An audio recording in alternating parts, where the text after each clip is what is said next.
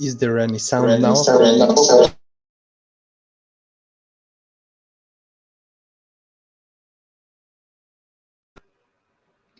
Now it should be working, right? Good evening, Triple JJJ. Hold on. Is there any sound right now? Or is it still the same thing? It should be working this time.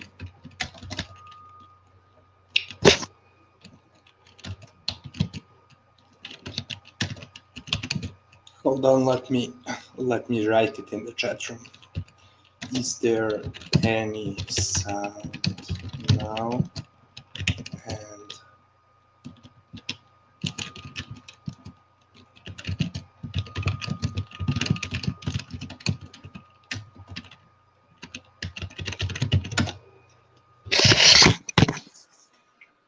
And damn, I'm really sorry for the technical difficulties that I'm facing, but I don't know what's happening.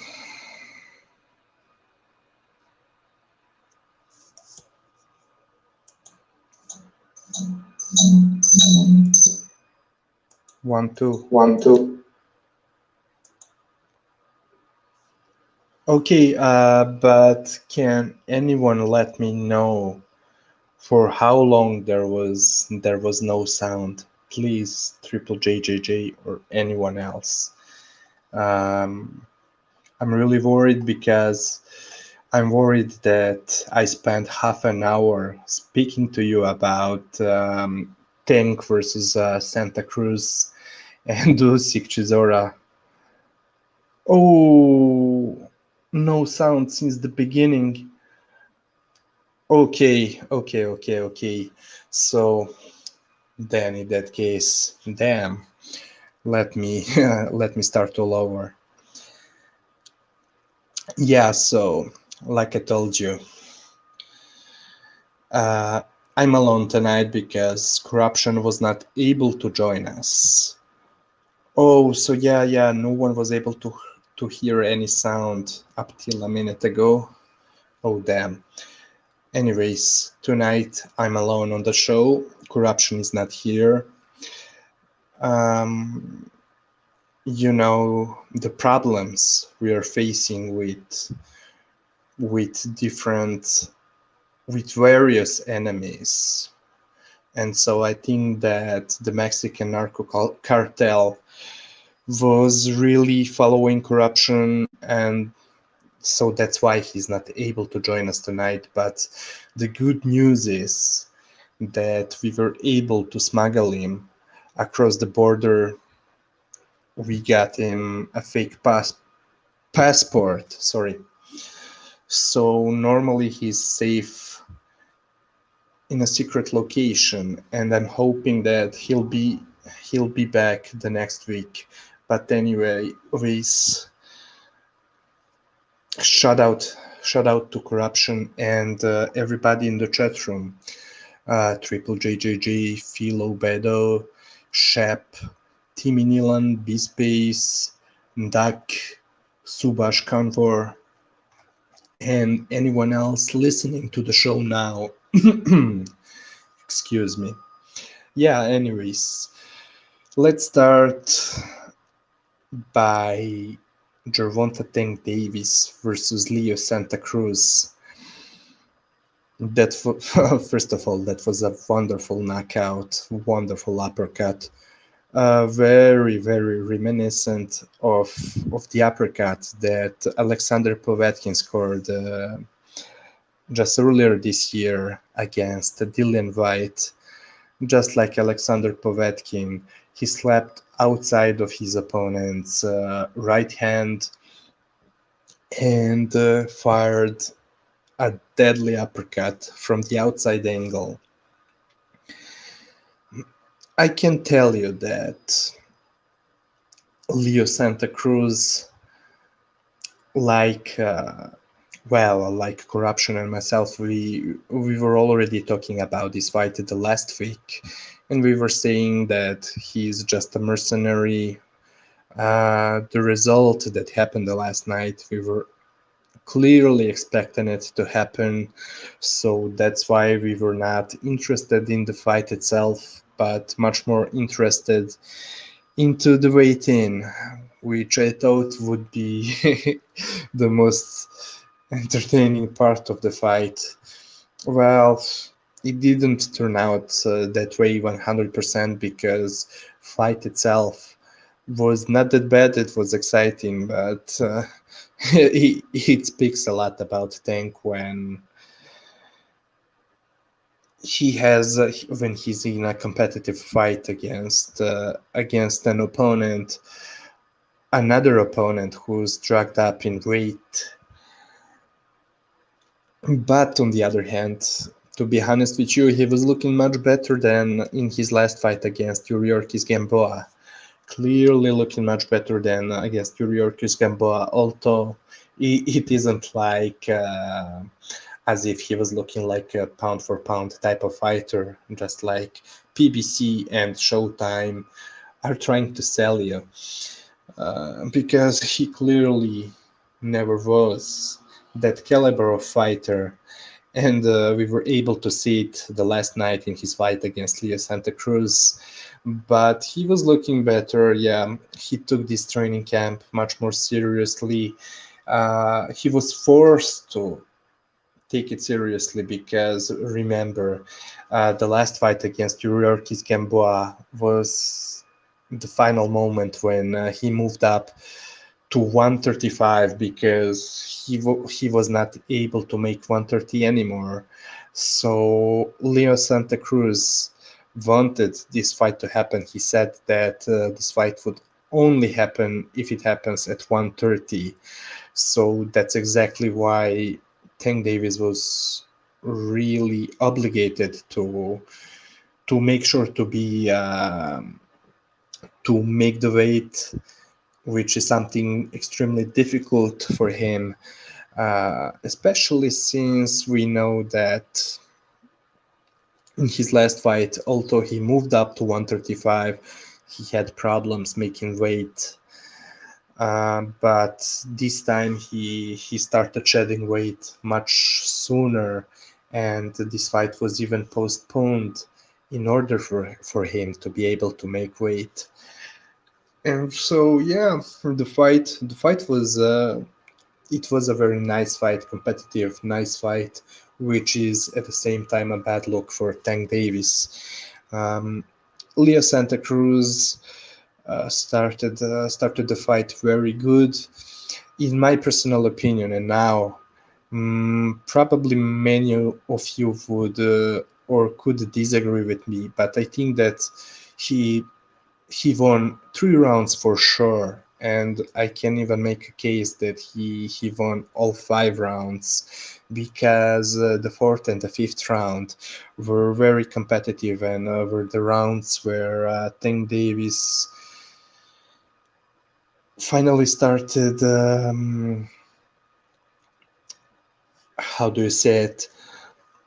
Upping the pressure, being more offensive, throwing more punches. So those two rounds, the fourth and the fifth, were very competitive rounds.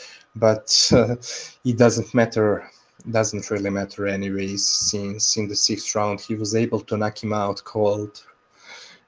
Deadly knockout one more time. Uh,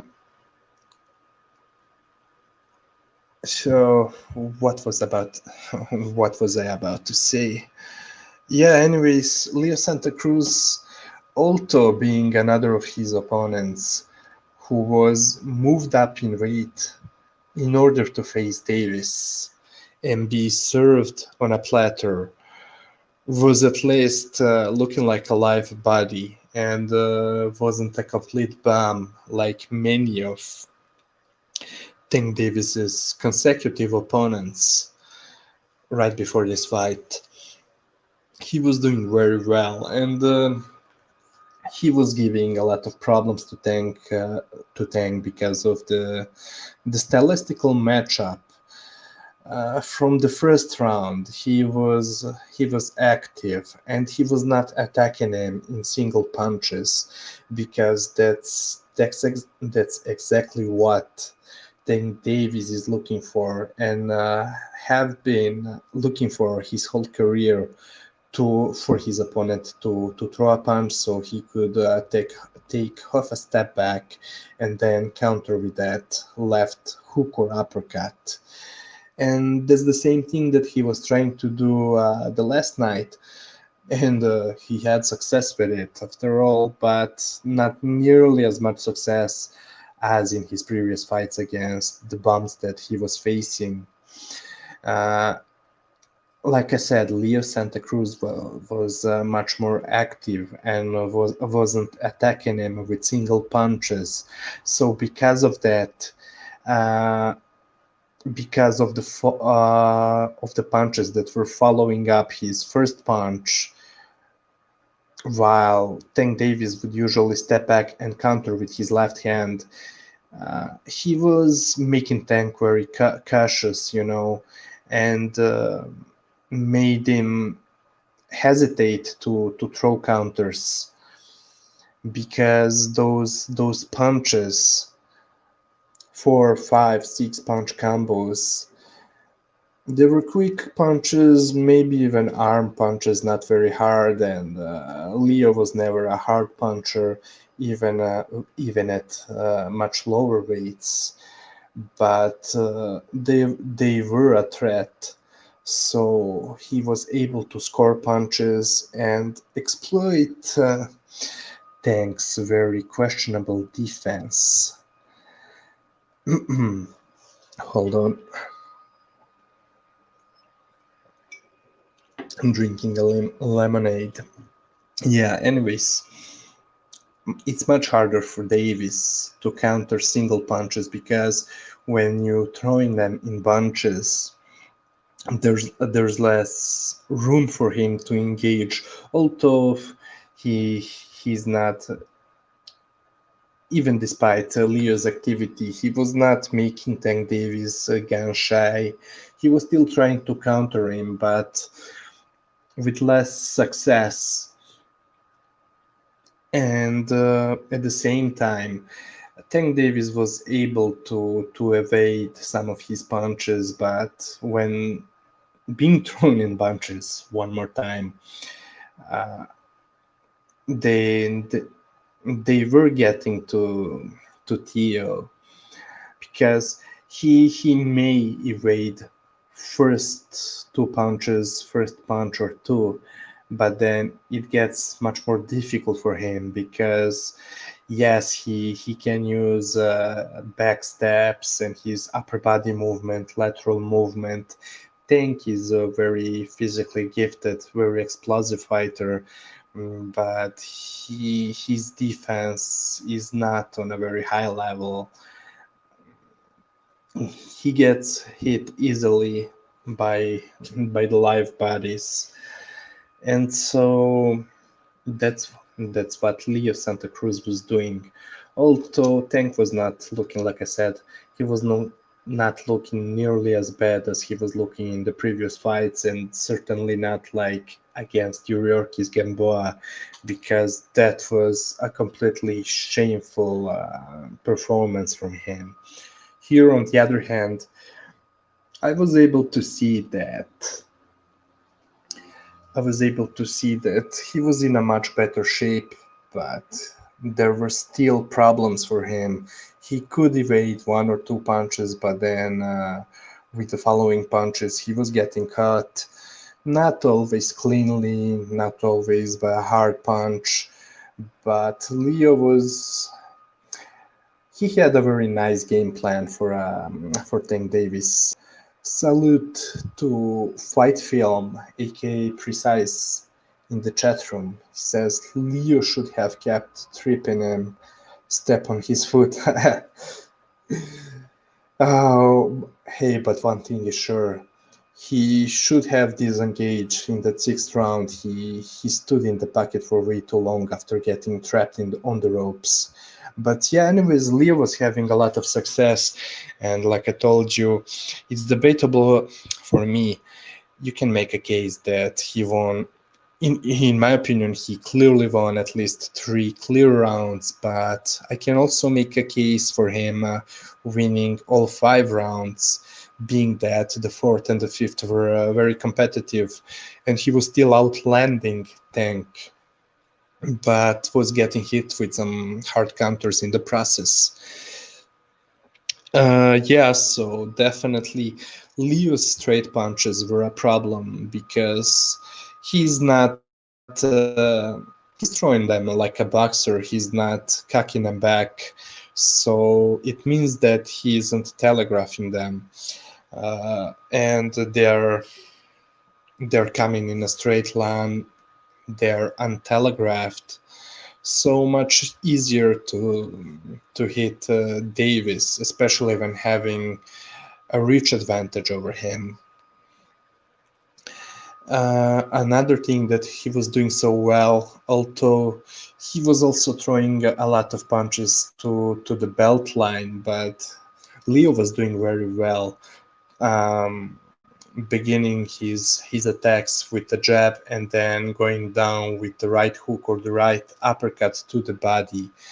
And if he kept on doing so, even during the 6th round, instead of engaging and staying in the pocket for too long, I think that he would really be able to drain Tank's stamina, you know.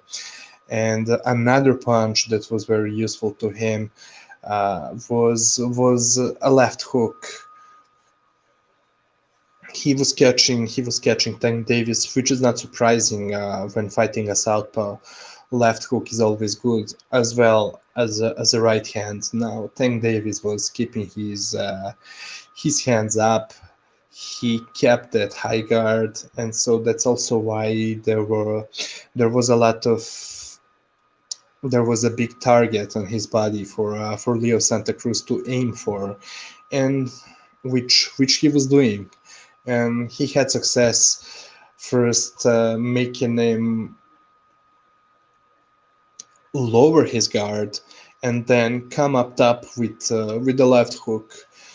He was doing some really good things. Yeah, by the way, I was not able to see what I was not able to see what clearly happened in the first round, but he dropped Gervonta. Now they were at close range. I mean, Leo stepped in, so while throwing punches, throwing combos, 3 4 piece combos. So I was not really able to see, was it because of a punch that Tank went down, or was it excuse me please, or was it because of a push? Now, yeah, that's what was happening in the fight. And then in the 6th round, Tank Davis trapped him on the ropes, kept him there, muscled him, made sure he stays on the ropes. But then on the other hand, Leo, when he had the opportunities to get out of pocket, like he was doing in the previous 5 rounds, but he stood there for way too long. Threw a 1-2. Gervonta slipped outside his right hand and cut him with the deadly left uppercut, which was a really beautiful knockout, one of the best this year, very similar to Povetkin's, the one he scored against Dillian White. Yeah, beautiful knockout. Good evening to Azzy. Now let's move on to Alexander Usyk versus Derek Chisora. Derek. Yeah, I think that it was a nice fight. And first of all, I think that Derek Chisora was the worst possible opponent for Usyk in this new weight class, because there was no doubt that he's nowhere near Usyk's level when it comes to skills.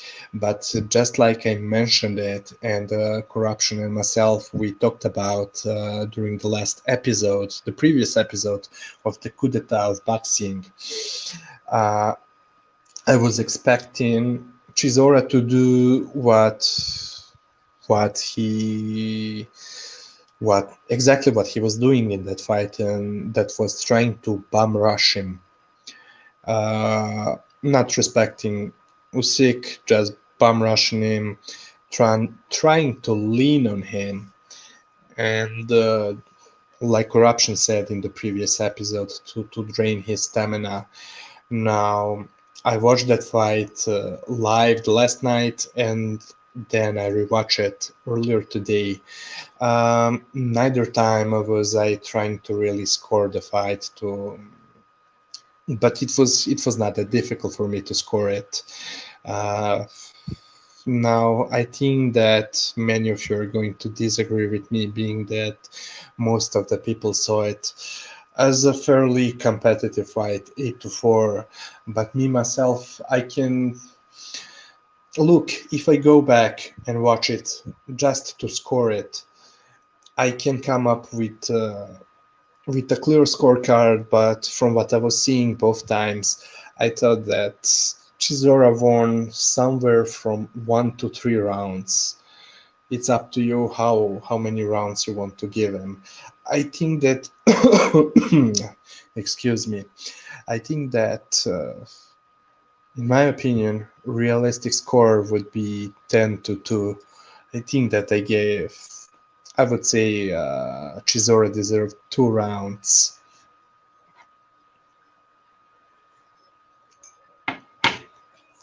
Sorry. Now, Usyk was not looking, let's say he was not looking like his best, but it's understandable knowing who was in front of him, what type of fighter he was facing. The one who outweighed him for, was it like something like 40, 50 pounds, which is definitely a lot for him. Usyk is too light of a heavyweight compared to him that he could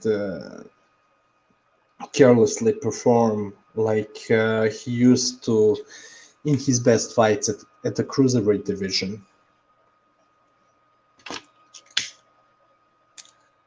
Yeah, Hezi.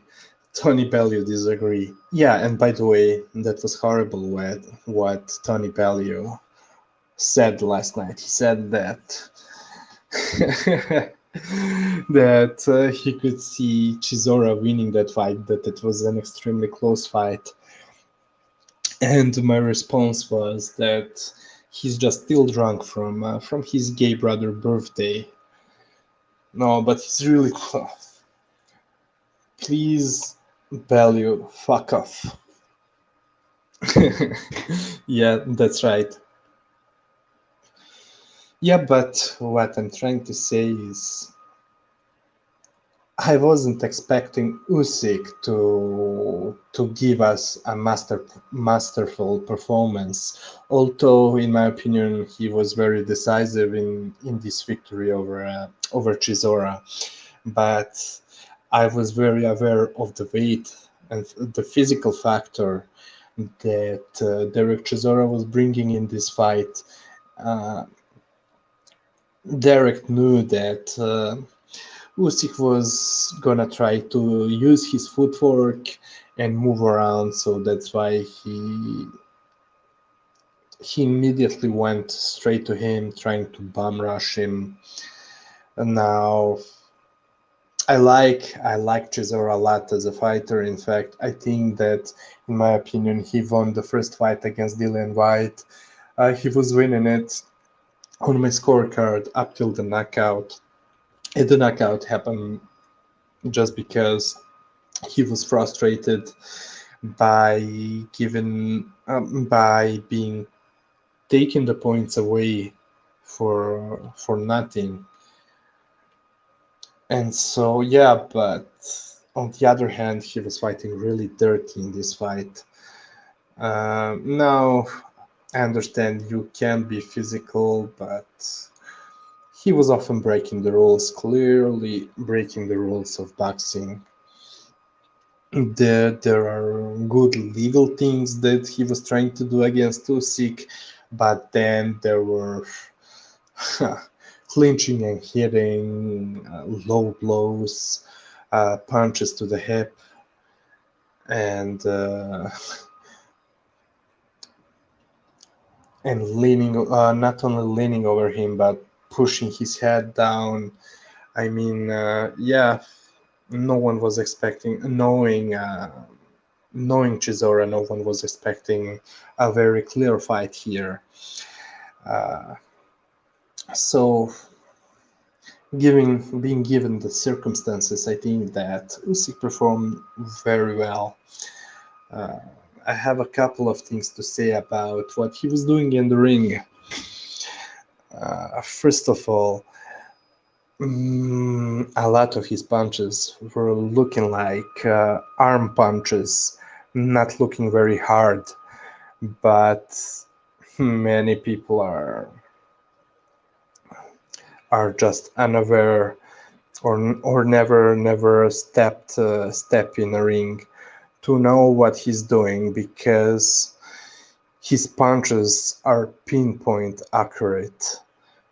Uh, really, the amount of punches that even those so-called light punches, and by the way, I don't think that there are really any light punches at this division, at the heavyweight division, but many of those punches were landing straight on the chin, straight on the chin. It was amazing the amount of extremely precise punches that were landing on Chisora's chin from the first up till the last round. So that's why that's why a couple of times Usyk in fact hurt him really bad, and Chisora was wobbly a couple of times and had to step back and go into defensive mode. Now Usyk, being the experienced fighter that he is, he was not rushing in trying to stop him. Although, yeah, once or twice he really pushed for it, but his Chisora's chin was and is too good for someone who's not that hard-handed puncher. Because Usyk, yeah, against Bellew, he clearly stopped him with the one-punch KO. But the thing is, he's not a hard-handed puncher. Sorry, he's a precise puncher, very accurate puncher, and a puncher who's able to throw punches that no one is able, that his opponents are not able to see from the various angles, varying the speed. But he's not a hard-handed puncher, so that's why he was not really able to stop Chisora, who's, by the way more bigger than him. But even despite that, like a couple of people were saying, who was that? Was it Precise or not? Dell, was it him? Mark? Yeah, Usyk performed way better than Dillian White was doing against Chisora in both fights. And Dillian White is a much harder puncher than Usyk is. Good evening, Eldog. Okay, so Eldog is saying Usyk came into the fight with an injured left hand, hence the lack of straight left hands from Usyk. I mean, I'm not. Maybe it's right. I'm not saying that you're lying or he's lying, but I don't care, because I'm not looking to give any excuses. Anyways, even if his left hand was 100% healthy, Uh, the pressure he underwent was significant, despite Chisora getting tired after a couple of rounds. So a really valiant effort from Chisora, and in fact, he did well not to get knocked out, despite a really big number of punches landing straight on his chin. Now about Usyk punches, let me continue the story.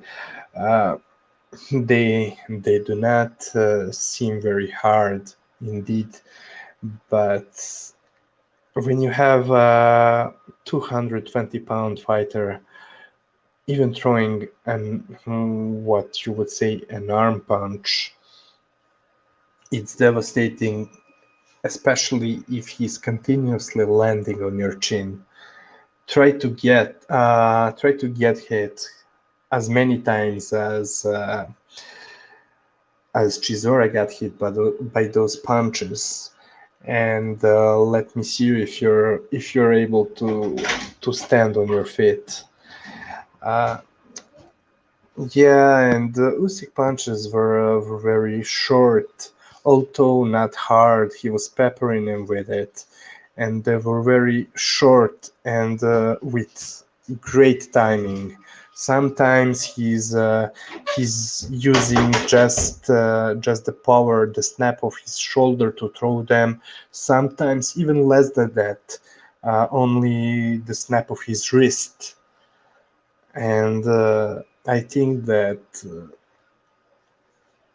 recognized from BDA is absolutely right when talking about Lomachenko, who's doing the same thing. Many of his punches are thrown from the wrist. And yeah, the point with them, the reason they're so good and hurting the opponents is because they're extremely well timed and precise. It's not all about the power, and like I said, especially when they're continuously landing, they are a real problem. Sorry, let me take a sip.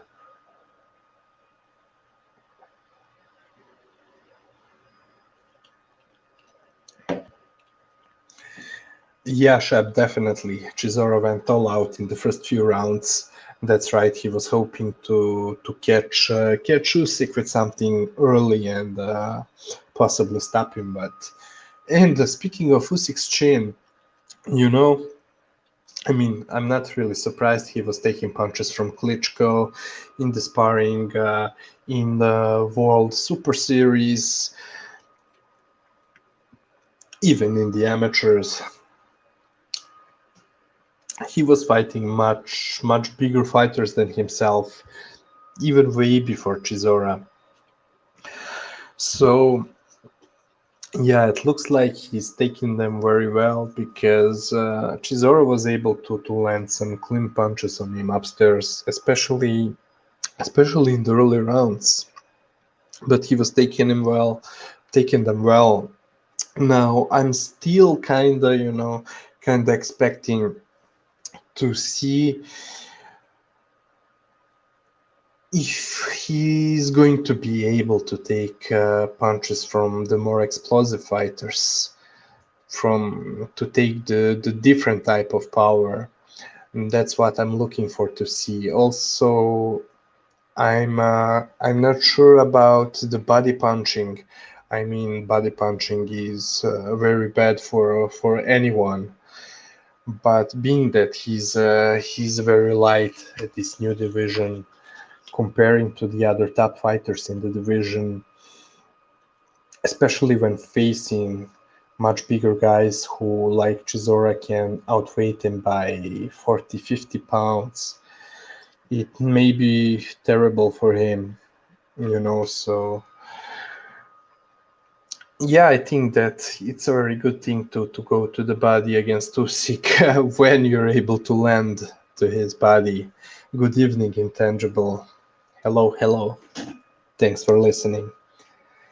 Usyk, again, he was doing well defending himself, uh, except for a few times where Chisora's wild right hook landed on his chin and on his face. He was protecting that left side of his face extremely well, keeping his left glove up all the time and blocking many punches, especially at close quarters where and in the early rounds what Chisora was looking to do is, like I said, to bum rush him and then hold Usyk's right arm with his own left arm and then throw the right hand to the body and upstairs. And Usyk was showcasing a great defense on the inside, although he's far away from being an inside fighter or even being good on the inside. At least he knows he's perfect at defending himself on the inside. At least like he was against Chisora. And yeah, I think that his hand and eye coordination was very good. He's I describe his style and what he was doing against Chisora as setting traps with his punches, in a sense that he would pepper Chisora, make him get out of balance by throwing punches, and then on his way out he would first he would pepper him probably with a long left hand, straight left hand to the body and upstairs, and then when Chisora leans in and loses his balance, he would just bring up a left uppercut or left hook, the right hand, the right uppercut, the right foot, front hand, which was already close to Chisora. He makes him forget that front hand of his by throwing a straight left, and then on his way out he just lifts up his right hand, throws an uppercut to his chin. He was I don't know, I was really amazed with his accuracy, and he was doing that all night long. Showed a lot of good. Sorry. As you can see, I'm definitely very tired, and I'm extremely thirsty.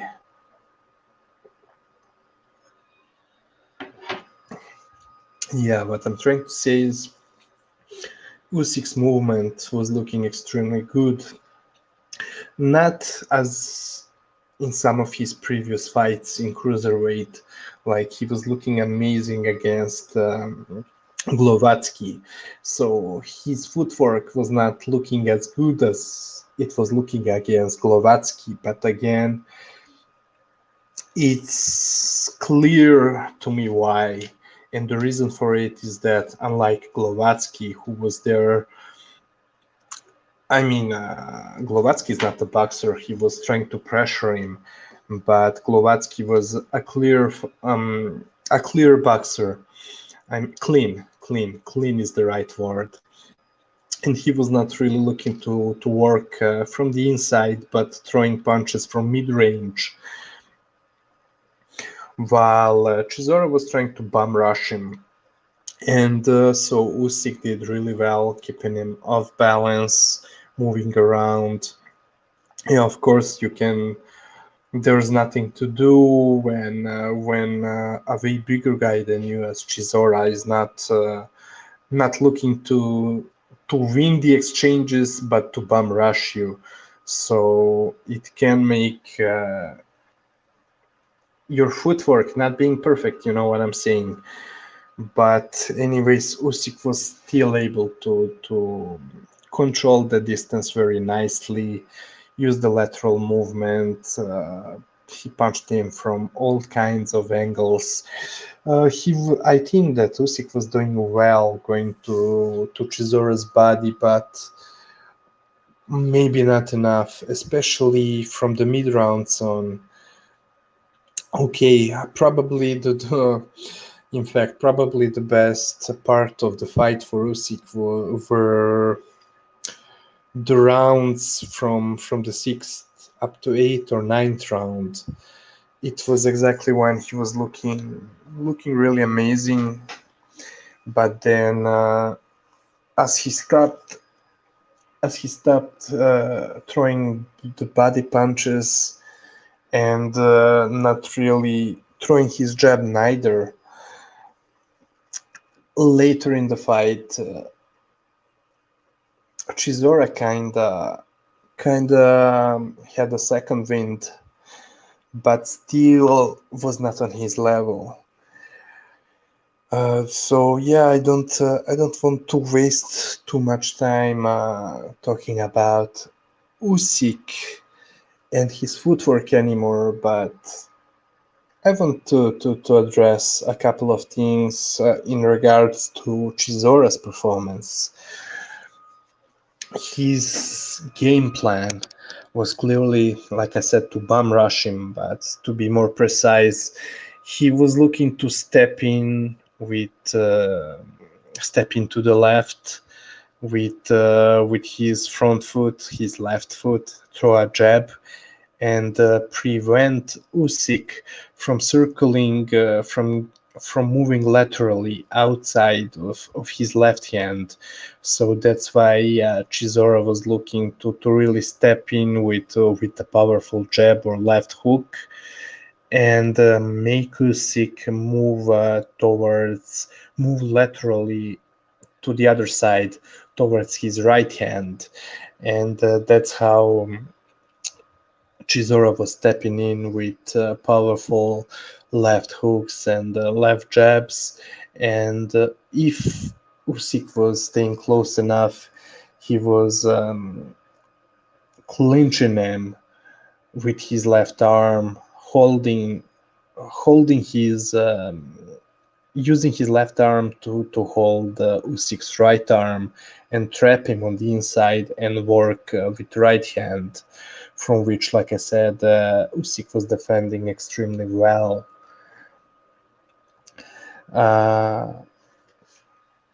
And so there's a reason that I'm saying his game plan was very good, and he was trying to do some very smart things. The reason he was looking to make Usyk move laterally towards his right hand, of course, he would be at huge disadvantage if Usyk was able to move outside his jabbing hand, his front foot. But when moving to his right or Usyk's left, he was switching. Yeah, Chisora did a lot of switch hitting in this fight. He was switching. He would switch his stance and jab, double jab, triple jab, or even switch jab and then throw a left hook. And so, yeah, a couple of times. In fact, I think that he caught Usyk a respectable amount of times with that right jab, that southpaw right jab, because he was not doing it straight away.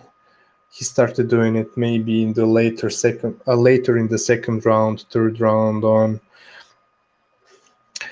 First round or two, he was only looking to prevent Usyk from stepping outside his front hand and his front foot.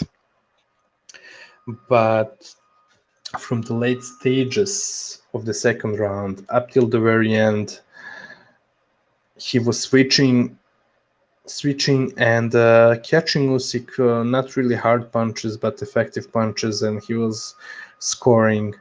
Like I said, he scored a respectable amount of punches with that right southpaw jab, because when Usyk started moving to his left or to Chisora's right, he would he was not expecting him to switch it and to turn into a southpaw.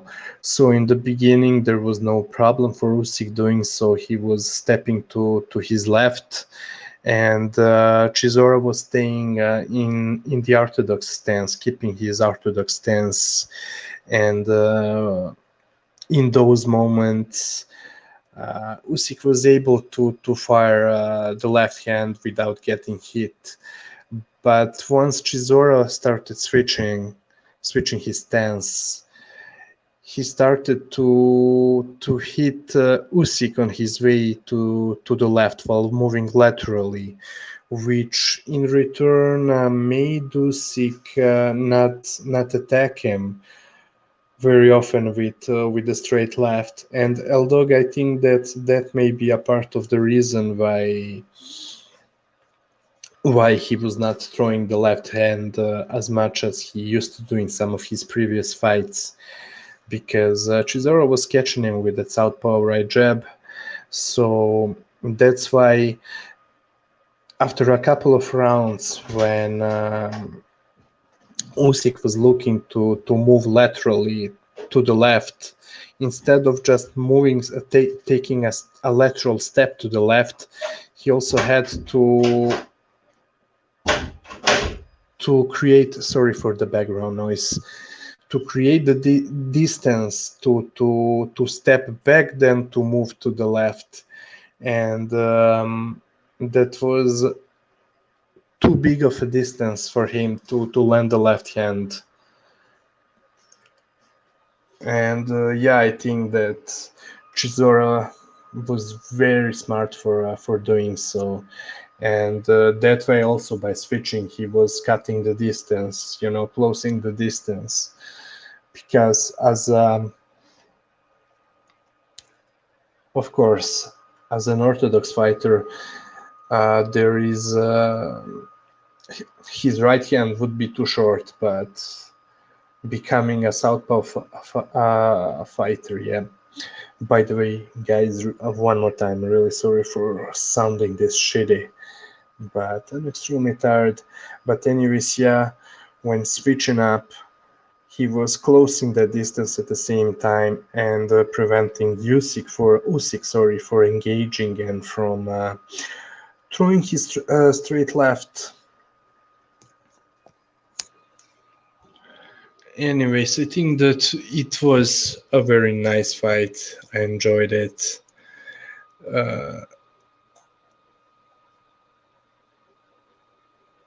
I'm sure I'm missing a couple of things that I thought of speaking about, but I just can't recall of anything I wanted to say about the fight.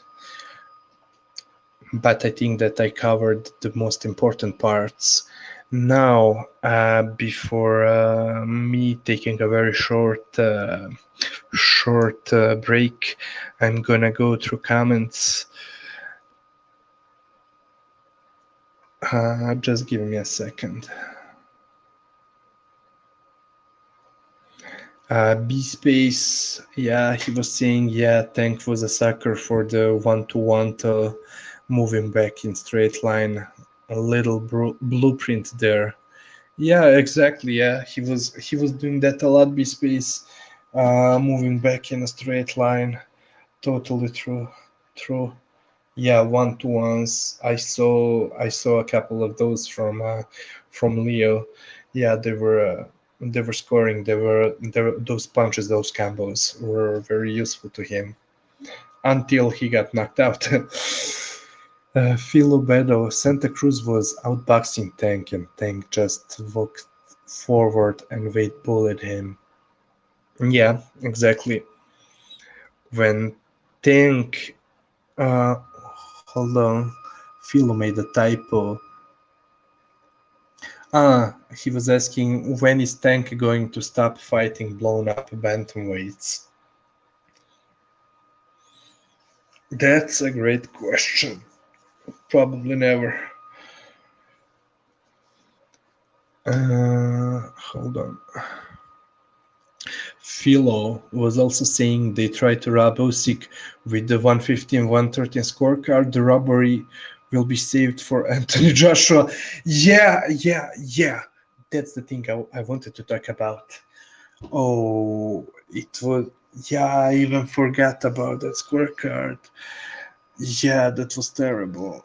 But that was not the only one, the only terrible scorecard that night. Also, there was a 115 113 scorecard for Lee Selby over Cambosos, which was even worse. Yeah, hello, L Dog. So, speaking of Usyk's left hand injury we were talking about earlier, Eldog is saying today in an interview he had his hand taped up. Perhaps he injured it in the fight. Yeah, maybe he injured it in the fight.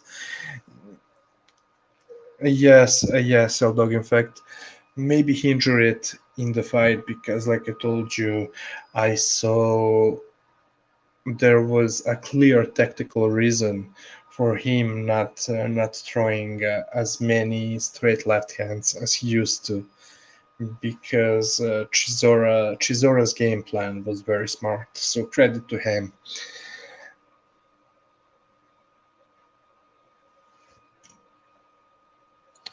Yeah, so I'll be right back. Just give me 10 seconds, please.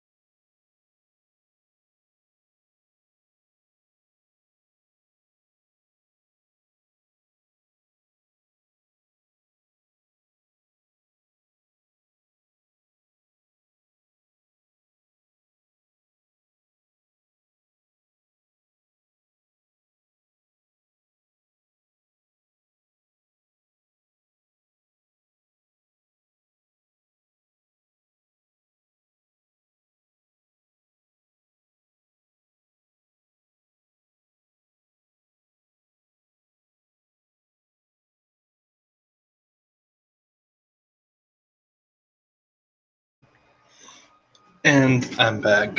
Sorry for that. Yes, it's not that easy when I'm alone on the podcast.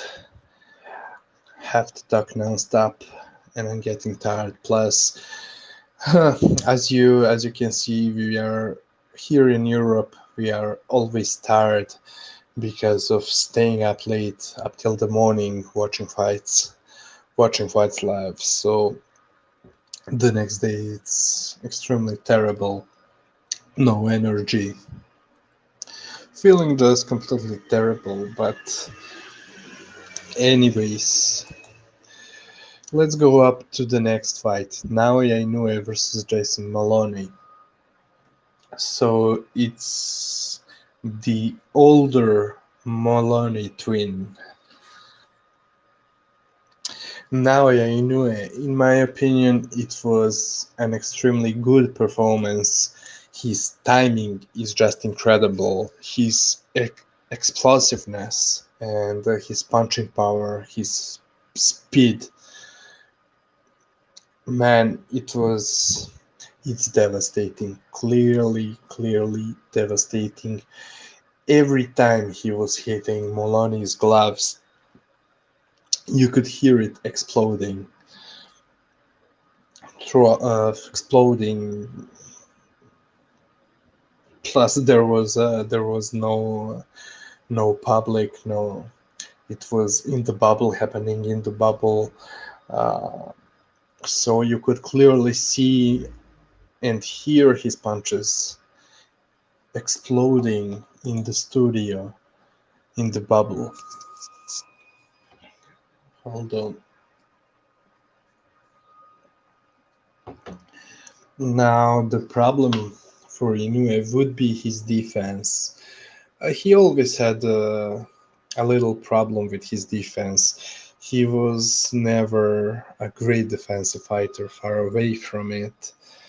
But he's very tough, even at this weight class, which probably is his natural weight class. So he's pound for pound wise, his punching power and his explosiveness is really amazing. And he has a very sturdy chin. I think that without any doubt, he has an iron chin, at least for this weight division. And because of that, I think that he can even move up one more weight or two weights later in his career. And okay, he's 27 years old. He already accomplished a lot, but I don't think that this is everything that he can do. I even think that he will continue on improving. But for right now, he's a deadly fighter, and I just love to watch his fights. I A long time ago, I spoke about the similarities I'm seeing between him and Pacquiao, in a sense that similar to Pacquiao, he started his career early, not as early as Pacquiao, but he was small, he was still growing when he became a pro, so that's how he was able to become a champion in those lower weight classes and then move up. But just like Pacquiao, he also has not only the speed, but the punching power and the toughness, chin, in order to move up through weight classes and destroy his opponents. And that's what he's currently doing. But yeah, the defense doesn't look that great, although it doesn't have a real effect on him. At least Maloney was not a big puncher, but we saw what Donaire's counter left hook did to him in the previous fight in the final, in the World Boxing Super Series finals. And I think that he was continuously getting hit, getting countered with straight punches over his jab. And just like Nonito Donaire showed us, and Nonito Donaire was landing that counter overhand right over Inoue's jab non-stop until the late rounds of their fight. So definitely an overhand right counter is a right weapon to use against Inoue. And Maloney was also countering him with his jab. So definitely those straight long punch counters over Inoue's jab are something to aim for in the future. Now Maloney didn't have a punching power to really worry Inoue. On the other hand, he showed up a very with a very good chin, because although Maloney's defense was pretty good, pretty tight, I really liked Maloney's defense. So he showed me that he's in fact an extremely good fighter. Maybe I was underrating him by saying that both of the Maloney's brothers are kind of overrated, but at least defensively wise, his defense was extremely good. although with now his pressure with his punches as the rounds went on, he started cracking the defense, and Inoue started to find the leakages in Maloney's defense. But up till that point, his defense was pretty good, high guard. Plus, he was moving, really using his feet, not giving a stationary target to Inoue. So that's also why Inoue was not really able to hurt him straight away, even when catching him with clean punches, because in the first 5-6 rounds he was catching him with a lot of punches. Yeah, true, a lot of Inoue's punches were finishing on Maloney's guard, or missing, not really missing on, but landing on Maloney's guard. But he was as well catching Maloney with clean punches. But being that Maloney was moving away, he was able to take some steam off Inoue's punches, but also he ate some flush punches and still stood there. So respect to him in that regard. But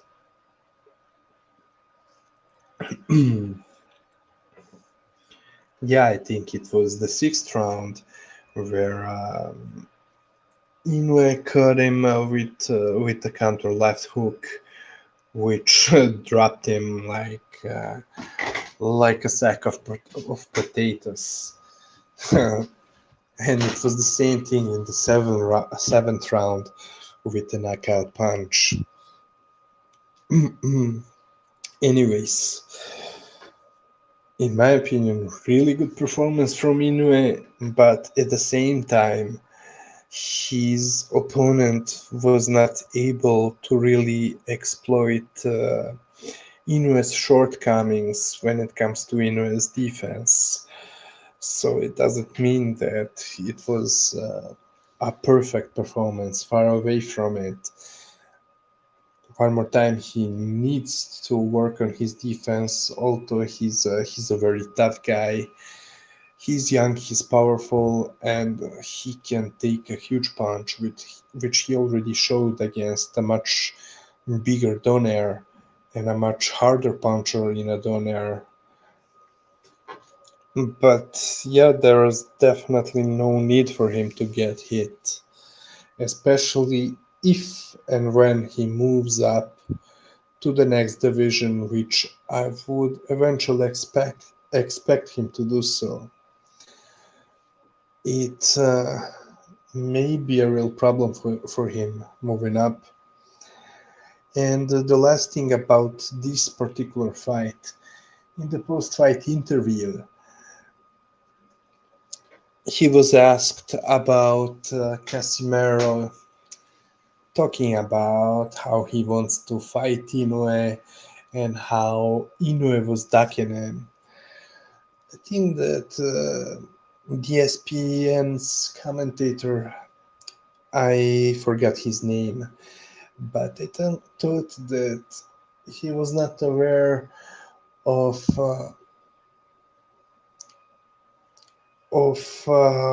Inoue's mental makeup, as well as of the Japanese people makeup in general, where they're very humble and not shit talking. I mean, in their language, from what I understand, and someone may correct me, but from what I know, they don't even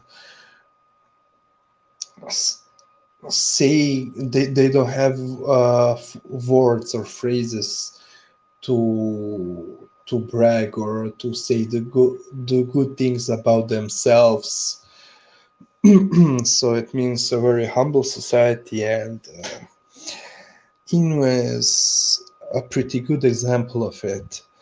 He just said Casimero, as well as the other belt holders, are are the people that I want to fight. They are definitely in my plans. So his answer was short. There was no shit talking from him. Although Casimiro is the one who ducked him, and now shit talking and calling him out, which is very disappointing and cowardly, in my opinion.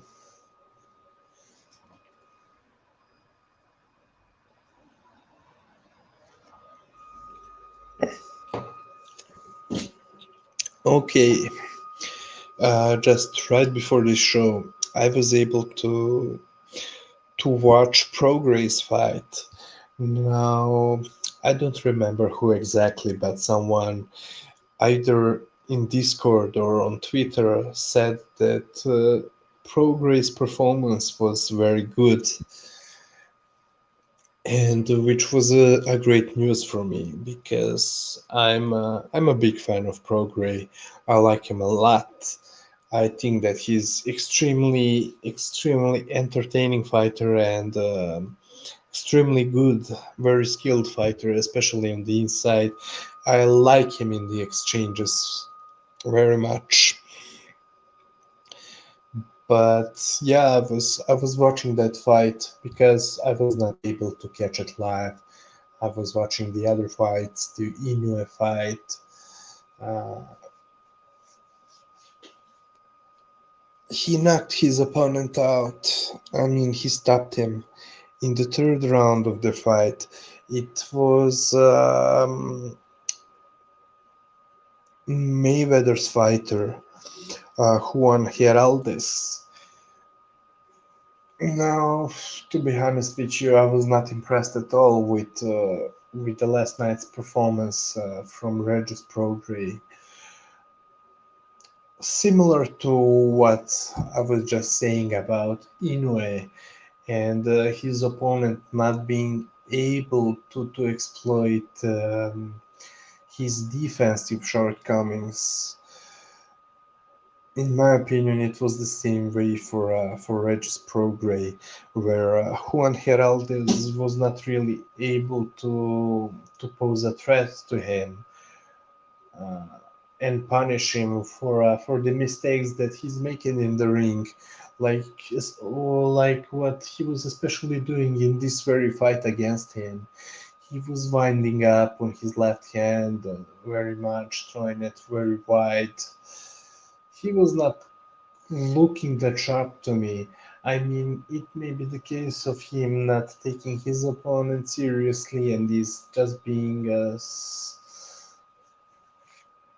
warm-up fight, a stay busy fight, to be more precise, a stay busy fight for Prograis. So maybe that's why he was not looking that good and throwing his left hand too wide and telegraphing it. And by the way, yeah, I know he always he likes to throw that left hand wide, especially to the body to counter it, to counter the opponent's punches with the wide left hook to the body to the liver, which is a deadly punch. And he had a lot of success with it against the orthodox opponents. But I don't know, he was, in my opinion, he was just not looking that sharp at all. So hopefully he gets a better opponent for the next fight and performs better because he still is one of my very favorite fighters to watch. Now, I think that he missed weight for this fight. He was probably 1 pound over. I'm not sure if he was later able to make the weight or not. Maybe not. So everybody's looking to see what his next move is going to be because for any of you who watched that mini documentary for the Taylor Prograis fight before their World Boxing Super Series finals. It was it was easy to see that he's really struggling making 140. So we all want both of them to stay at 140 because it's a great division. It's better than ever. Imagine if they stay in this division with all the upcoming talent. It would be a mind-blowing division. But of course, both of them, I guess, would like to go to 147 and make more money against the more known opponents, especially the likes of Terence Crawford or Earl Spence or even Manny Pacquiao. But it's a shame because 140 is an amazing division. But on the other hand, at the same time, both of them really struggle making weight. So I can understand it, and I would not be surprised if Regis moves up as well. And by the way, yeah, on the undercard of Usyk versus Chisora, there were two inter- two more fights, two interesting fights to me. Uh, I'm just gonna say really briefly, Savannah Marshall faced Hannah Rankin, and I'm not a women's boxing fan. I was never watching them, partially because of the difference in skills, the skill level. But I can tell you one thing: keep an eye on her. I mean, any of you already following the women boxing, you know way more than I do because I'm not really watching those fights. But I can tell you one thing: Savannah is a really good boxer, and he was doing. She was doing very well, and you can see the influence of Fury's in her boxing. I mean, really good distance control, really good counters, nice right uppercut or left. I can't even remember if she's a southpaw or an orthodox fighter. No, I think she's orthodox. But yeah, she was her performance, in my opinion, was extremely good. Uh, One of the best, if not the best, I've seen in women's boxing. And so it's probably not saying everything because, like I told you, I'm not really following the women's boxing. But anyway, it's extremely good performance from Savannah Marshall. And credit to her. I will be looking forward for her next fights, her future fights. But the last fight I want to talk about is Lee Selby versus George Kambosos Jr. Kambosos, Manny Pacquiao's sparring partner. First of all, the one scorecard in Lee Selby's favor was atrocious. Uh, it was as if Tony Bellew went to was a judge for Usyk Chisora. That's how bad that scorecard was. Uh, I missed the beginning of the fight. I mean, I was able to see the first two rounds. Then I missed the third, fourth, and fifth round, half of the fifth round, because of the internet connection issues. But I can tell you that Cambosos was looking very sharp. He was, especially in the beginning, he was struggling finding the distance, being that his arm reach is much shorter. But he was looking compact, constantly countering Lee Selby to the body. It was a good performance from him, and he was a clear winner. So I'm not sure I missed a couple of rounds, like I told you, but I think that he probably won 9, 10 rounds. So that's how I know that the scorecard is terrible. Anyways, guys, one more time, I'm really sorry for probably sounding worse than ever, but staying up late is really taking a toll on me, and I was trying to catch the fights the last night. I was watching and rewatching the other fights today,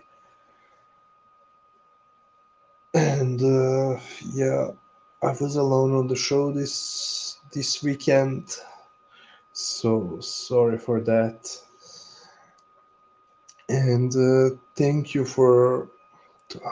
to anyone tuning in, listening after the show or during this live. People in the chat room, Duck, L-Dog, Intangible, Azzy, Philobedo, Shep, Precise Fight Film, B-Space, Triple JJJ, and Timmy Nilan and Subhash Kunvor. Thank you for being here. Hope you enjoyed the cards and that you had a nice weekend. Big up to Corruption. Hope he's doing well. And see you the next week. Peace out.